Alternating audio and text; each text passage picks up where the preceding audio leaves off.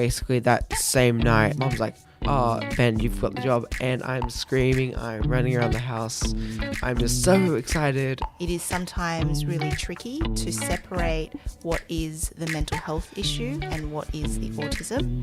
But fortunately, we know how to help young people who have mental health issues. They can be treated, and that means that young people on the autism spectrum can still lead a really excellent quality of life. Hi, this is MindChat, a show about mental health by and for young people. I'm Lauren, your host. On today's episode, we're talking about autism spectrum disorder, or also referred to as ASD. Up to 80% of autistic people have mental health disorders. It is common to see mental health issues such as depression and anxiety, and some behavioural concerns including aggression, irritability, and self-injurious behaviours that can be concerning and confronting for young people and their families or carers. It is sometimes difficult to separate the mental health disorder from autism, but fortunately, mental health disorders can be treated, giving young people with ASD a good quality of life. Giving us a picture of what it's like to be living with ASD, we're joined by a special guest, Ben. Ben is a 16-year-old with ASD and mental health issues. Ben has been working with clinical psychologist Dr. Stella Li for over 8 years. Stella works at the Department of Psychological Medicine at Children's Hospital at Westmead and also joins us today. Hi, Ben. Hi, Stella. Thanks for coming on to the show. Thank you for having us. We're so excited. Now, Ben, easy question to kick off the podcast. I am wondering, what are some of your favourite hobbies? So obviously I like doing impressions, my favourite being Kermit the Frog, also do every time in South Park. Wow, that's amazing. Anything else? Here is some simple advice. Always be yourself, never take yourself seriously, and beware of the advice from experts, pigs, and the members of parliament. So good. Any other hobbies you do? Yes, I like looking at technology. Gaming's my one thing I like doing a lot. Love doing cooking. Do it at school. I've made apple turnovers for the department, which is great because everyone enjoyed it, which was really good. Delicious. Lucky them. Stella, can you tell us about how you met Ben? So I've been seeing Ben for 7 years alongside Dr. Kenneth Nunn, who is a child and adolescent psychiatrist. Ben is a young person on the autism spectrum, and he also has other mental health difficulties like anxiety. And over the last 7 years, Dr. Nunn and I have helped him and his family overcome many of his mental health obstacles. And we love working with Ben. He is a very resilient young person, and I hope we get to hear some of his stories today. So, Ben, do you mind if we ask you what you do in your sessions with Dr. Nunn and Stella?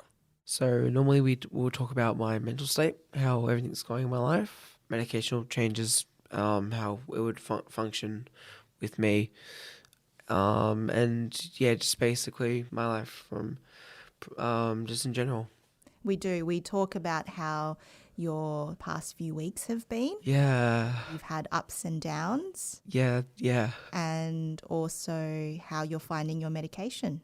Yes, yeah. Ben, how do you feel about coming to hospital, and has it gotten any easier over time? Yes, it has gotten very easy for me being young and saying, I'm not coming. I heavily dislike this. And now it's great because I get the help that I need, and yeah, just get the help that I need. Well, we like seeing you too, Ben. What are some of the good things about seeing Dr. Nunn and Stella? Just the support and the help, very, very down to earth. Like I can say all my problems and get the help that I need, or even like, hey, I don't think this is right for me. Are there any avenues I can go with? What are you able to do now that you couldn't do a few years ago? Yeah, much more patient. Very, very learnt with patience, less swearing, and not as physical as I was. I definitely agree with that. You are a very patient young man, I have to say. Yeah. And what exactly do you do to keep calm? So yeah, I walk a lot, I listen to music, and then I go to the gym, which is really great for myself. It used to be 3 times a week, but now it's 2. But two I go for a while, so it's really good. What do you do when you're at the gym?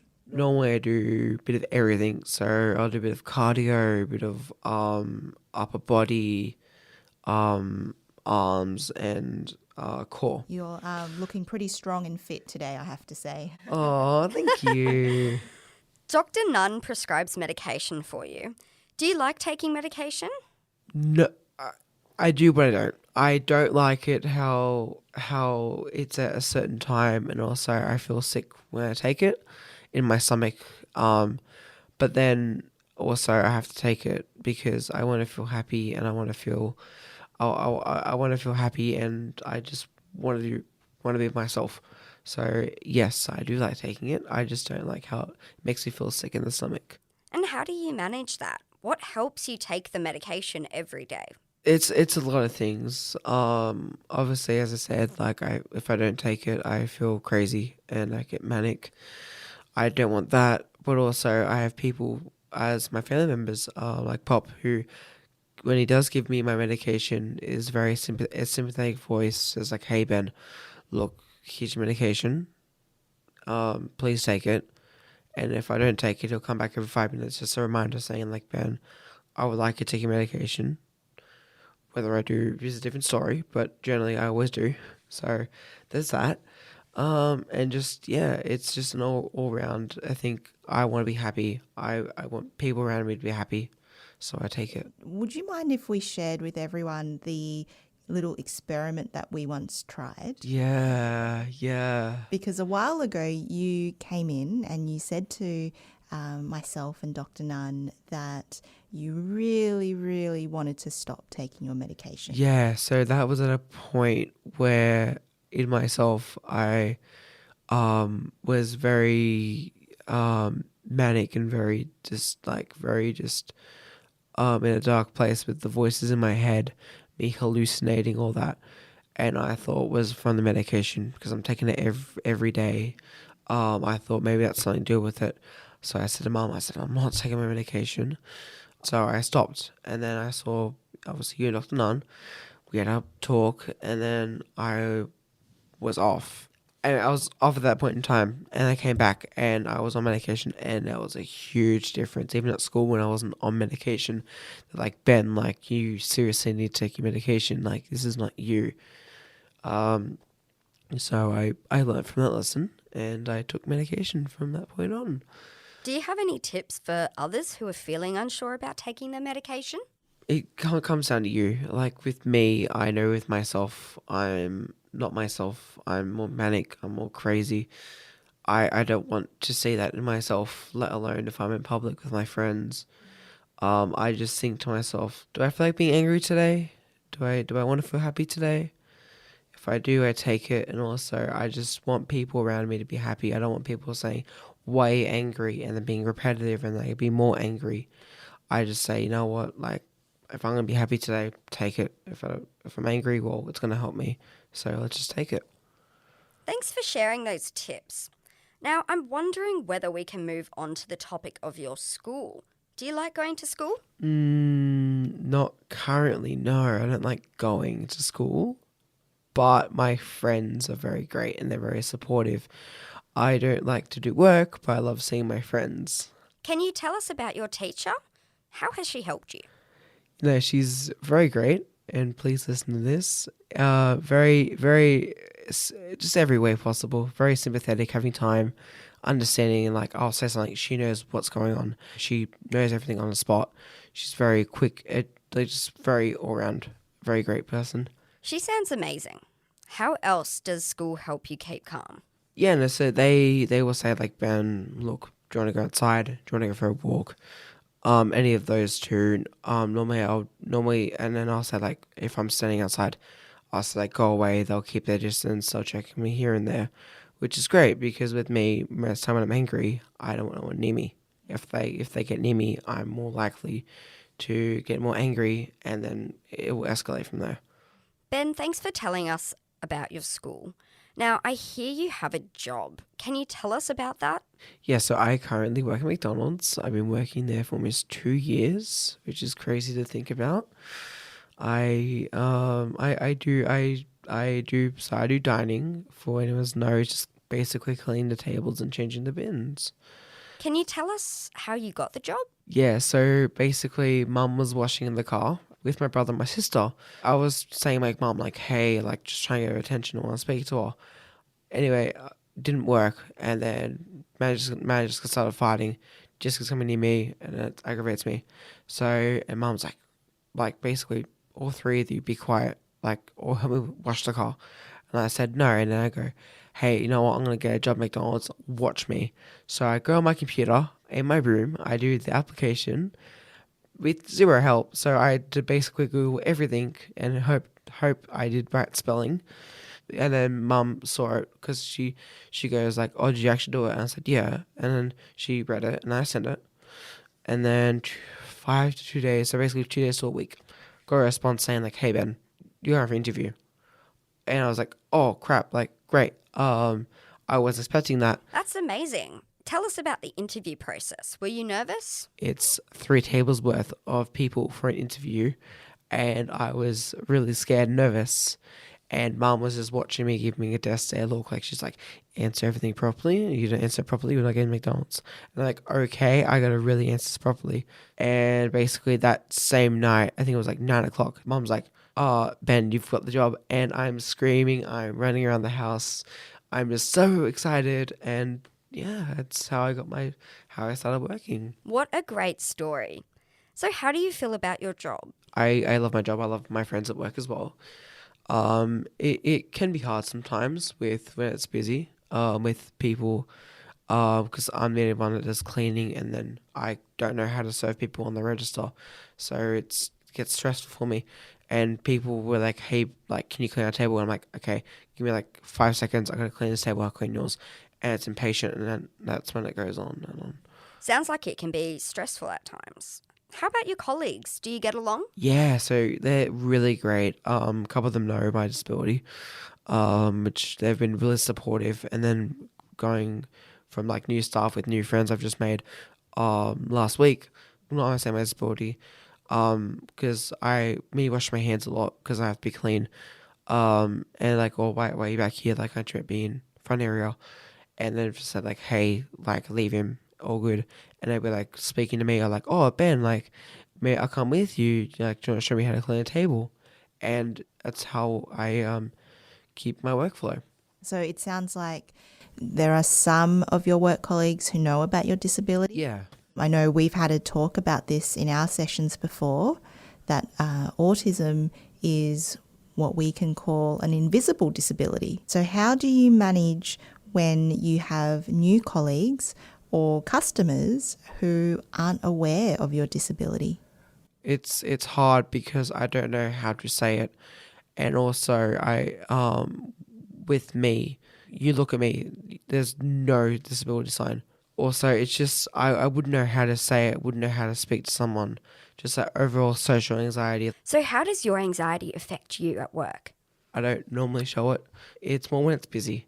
That lunchtime rush, that's when I normally work. Just a lot of people, and then the high demand of me cleaning tables, because we'll have like 5 people leave and they'll leave their rubbish there. So I got to clean that rubbish and then wipe the table down, and people are like, oh, can you wipe my table? I'm like, look, I should, but I got to do other people's tables. And that's what gets me. And then I'll say like, hey, like, give me like 2 minutes. I gotta get a new cloth to wipe down. I do, but also do stimming because I walk around the back area and I'm like,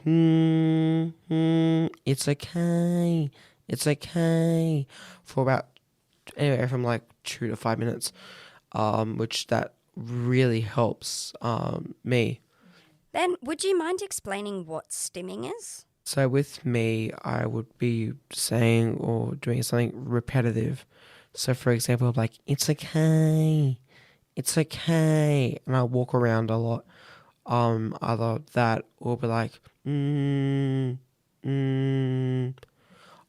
scratching. Well, obviously I have my hand up where my head is. I do it when I'm very stressed or anxious. It's sort of like a stress reliever. If you get like a stress ball, you squeeze that repetitively and then you feel better. That's the same thing with me when stimming. It's virtually the same thing. That's a great analogy, actually. That's exactly what it's like. And it's something that lots of young people on the autism spectrum do as a way to relieve their stress. Now, some people, they stim verbally like you. Yeah. Some people have more physical stims, like hand flapping or pacing. Mm-hmm. And some people might stim in a completely unique way, but it's something that is quite common in the autistic population. Yeah. So thank you for bringing it up. That's okay. You've shared how your anxiety affects you at work. What about social outings? Yeah, so with that anxiety, I'll give you an example. I asked one of my friends, I said like, hey, I'm going bowling. Do you want to come with me? She's like, yeah, sure. What day, what time? I couldn't look at her. I was so nervous. And even if she said yes, I wouldn't know how to react. I was thinking, like, if she says yes and I haven't planned a time, or if she says no, why is she saying no? Don't want to ask that because I want to make her feel bad. And just that overall anxiety. And with work friends, it's way harder for me because I don't see them every day. Even just me messaging them saying like, hey, when you're working is just hard for me. I would send it a couple times, not trying to be rude or like, hey, please respond. It's just anxiety, like, please answer because I'm really nervous. It's so great that even though you have social anxiety in those moments, that you still push yourself to go out on those outings. Yeah. Because I think you actually enjoy yourself when you get there, don't you? I do, yeah. I do. Even me going to the gym, I'm like, I'm not going to the gym. Go there, great time. Ben and Stella, thank you so much for joining us on MindChat. We really enjoyed hearing your story and getting to know you. Yeah, thank you for having me. It's been great fun. I had a great time. Thanks for having us. If this topic has raised anything for you, there's help out there. Talk to your family, friends, school, and tell your GP if you're feeling stressed, anxious, or down. You can call the Mental Health Access Line on 1800 011 511 or go to the Head to Health website, headtohealth.gov.au, for services and resources. This podcast is brought to you by Sydney Children's Hospitals Network. Thanks to all of you out there for joining us today. We look forward to your company again in our next episode of MindChat. Until then, bye for now.